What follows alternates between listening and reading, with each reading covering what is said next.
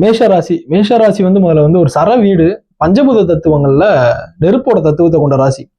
பயங்கர அக்ரஸிவான பிஹேவியர் உள்ளவங்க, அதே மாதிரி ரொம்ப நேர்மையா இருப்பாங்க.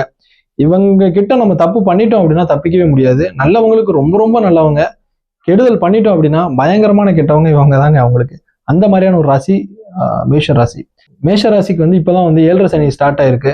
ஸோ அவங்களுக்கு வந்து ஒரு கலக்கம் இருக்கும், என்னடா இந்த வருஷம் எப்படி இருக்க போகுதோ அப்படிங்கிற மாதிரி. நீங்க கலக்கப்படுறதுக்கு இந்த வருஷம் எதுவுமே இல்லைங்க. ஏன்னா இந்த வருஷத்தோட பிற்பகுதியில குரு பகவான் வந்து சனியை பார்க்குறாரு. ஸோ அதனால உங்களோட எந்த ஒரு ப்ராப்ளம்ஸும் இந்த வருஷத்துல உங்களுக்கு 7.5 சனியால பாதிப்புகளே இருக்க போறதே இல்லை. நீங்க பண்ண வேண்டியது ஒன்னே ஒண்ணுதான், அதாவது விரயங்கள் அப்படிங்கிற ஒரு விஷயத்துல நீங்க எந்த ஒரு தேவையற்ற செலவுகள் எதுவும் பண்ணிடாதீங்க. அதே மாதிரி யாரை நம்பியும் பணம் கொடுத்துடாதீங்க இந்த வருஷத்துல. ஸோ அதுதான் ரொம்ப ரொம்ப முக்கியமானது. இன்னொன்று, குரு பகவான் உங்களுக்கு 4ஆம் இடத்துல உச்சமாகிறதுனால அதீத ஒரு பண வரவுகள் கண்டிப்பா இருக்குங்க.